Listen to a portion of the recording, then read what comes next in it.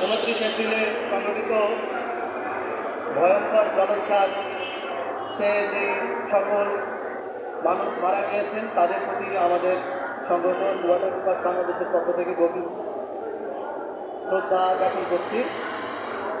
আমি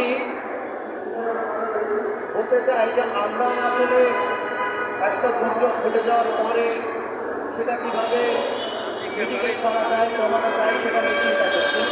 কিন্তু আমাদের যে সম্পদ আছে যেটা দিয়ে আমরা আমাদের প্রাকৃতিক দুর্যোগকে মোকাবেলা করতে পারি সেদিকে আমাদের আসলে এখন কোনো রকমেরই সচেতনতা তৈরি করছি না।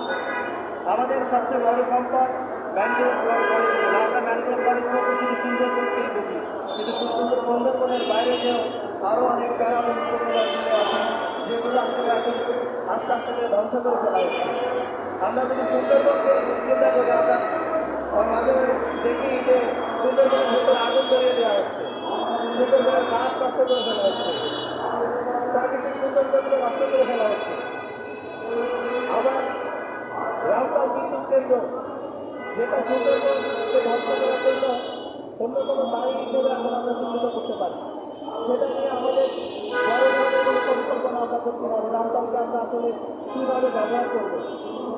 আমরা যদি প্যারাবনকে চিন্তা করি, উপকূলাঞ্চলে মহেশখালী কুতুবদিয়াতে যে সকল প্যারাবন আছে সেগুলো নষ্ট করে দেওয়ার জন্য মনে হয় এখন মাদার বাড়িতে আমরা চিন্তা করি।